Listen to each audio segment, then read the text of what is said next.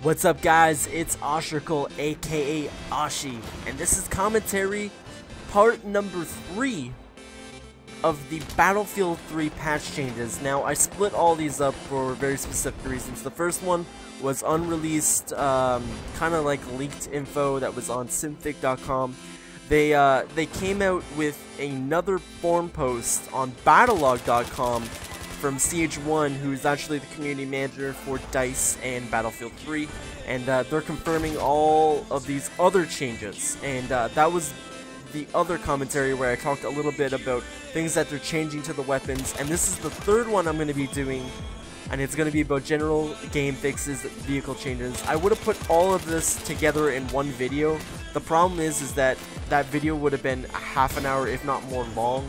So I thought I'd split it up by day, and like kind of like put out the information in little droves so that you guys, you know, you don't get bored listening to me, you know, list off these things and everything like that. But instead of just listing them off, I'm gonna put my own little commentary, little spin on it. You know, it's important that commentators don't just read these off and you know, don't talk about them. So I'm gonna be talking about them a little bit as I list them off here.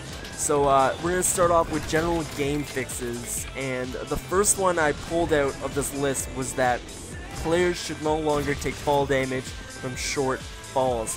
Thank God, it is about time. Like, you can jump off 2-story buildings and everything like that, and sometimes you'll hit 0%, and sometimes you'll hit 75, and it's completely random, but maybe this will help out. I know there's some cases where I've even jumped over things, like vaulted over, and just dropped dead, and I don't know why. I have no idea why that happens. Hopefully this should fix all these problems that they've been having.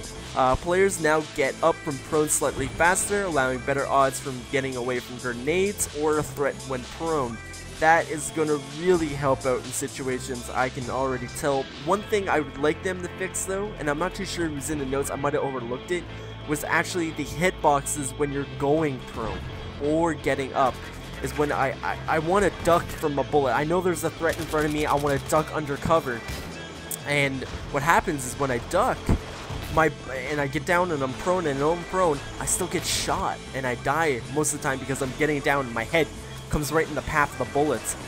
I hate that, and it always feels like it's like kind of like Counter-Strike Source on PC, where it was like back when the game first came out, and you could see they did all these testing, and you could see when you roll around a corner that your hitbox is still on the other side of the corner. It's like ghosting and bullets and everything like that, and I wish they'd fix that.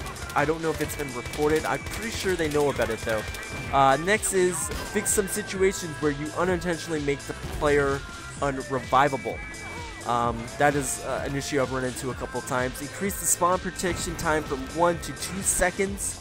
I'm not too sure how that's really warranted. I don't really find a situation where I'm not trying to move right away, so really adding it another second to it's really not going to do much.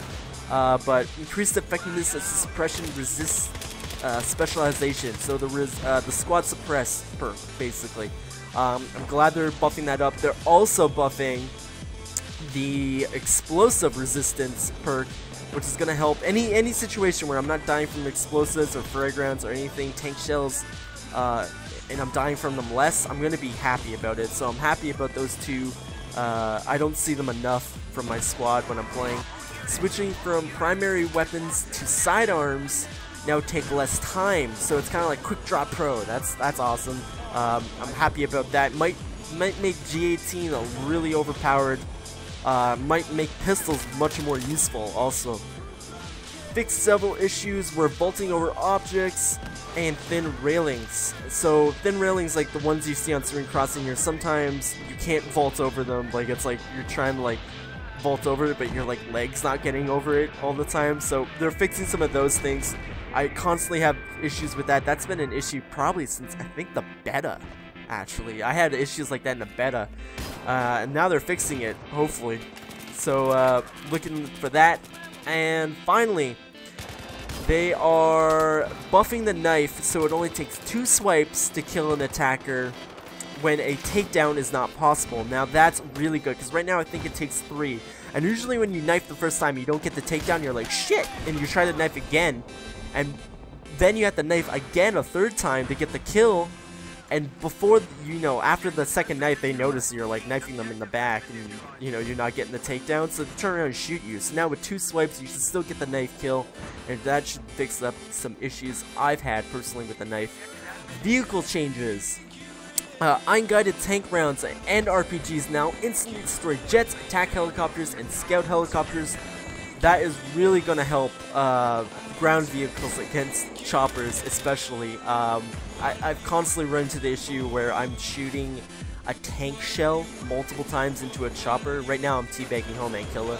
He shit-talking Mook, and that's what he gets. The entire team was killing him and giving him some teabags. But yeah, so they're going to be buffing up the unguided tank rounds, which is great. I think that's super.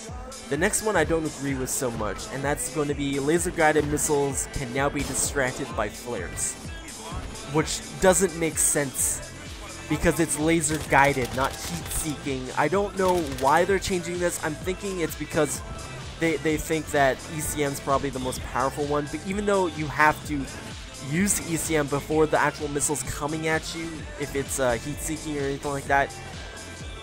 But I don't agree with that change. I just don't. I think if you're facing a team where they're using laser-guided missiles, you should have to, you know, observe that they're using that and then switch to ECM next time you get into a chopper. I think it's really unfair to people who have are using teamwork to take down choppers and jets and everything like that. Flares will no longer break the lock of a vehicle that is locked on. It will only distract the missiles. Now that's a good change when using the Igla or anything like that against things like jets.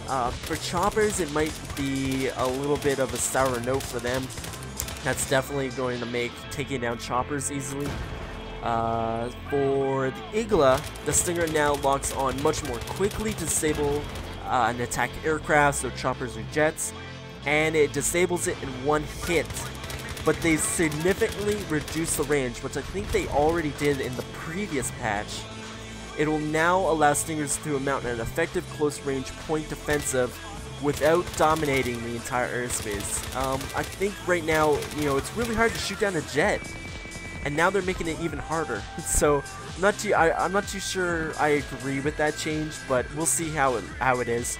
Guided rockets will now only track round targets as originally intended. Now, I originally read that and I'm like, oh my fucking god, they did not just do that, because one of my favorite things, and one of the things that I think are really great about this game, is being able to laser designate with the little bird and then using, you know, with a ground rocket, guided rocket to take out the chopper. I thought it was genius. But at the same time, I knew it wasn't intended, and they're now taking that away, I think, with that change. I'm not too sure. The Mi-28, which is the Russian Havoc, they're making it much more. They're making it much more movable. Right now, it feels like it's stiff. So they're upgrading the climbing and yawing abilities, which I guess is moving around. They're also increasing the direct hit damage on the APFSDS rounds that the LAV and the BMP have, making it much more powerful. I'm not too sure if I agree with that change either. Being able to switch between the regular and that and just reloading and then switching back and forth was kind of overpowered in the first place. The MAV will no longer destroy vehicles that run into it. Instead, it should be destroyed. Thank you. Fuck you, MAV users. Disabled vehicles now have increased reverse speed to help escape the cover after being disabled. That's an interesting change. I kind of like that. And last but not least, probably my favorite change out of everything that I've listed is Jeeps are now gonna have horns. Yes, Battlefield 2 actually had, they all had horns in it, and you hear beep, beep, beep, beep as they go down the street. I'm gonna love doing that in Jeeps and DPVs and whatever I'm using now. I can't wait for that change, more so than anything. If you guys want to check out the changes, head over to the description below, click the BattleLog profile, also check out my Twitter, I'm choking up here, and also check out Ted Hunter, who has provided me use of his music. I'll see you guys later. Peace.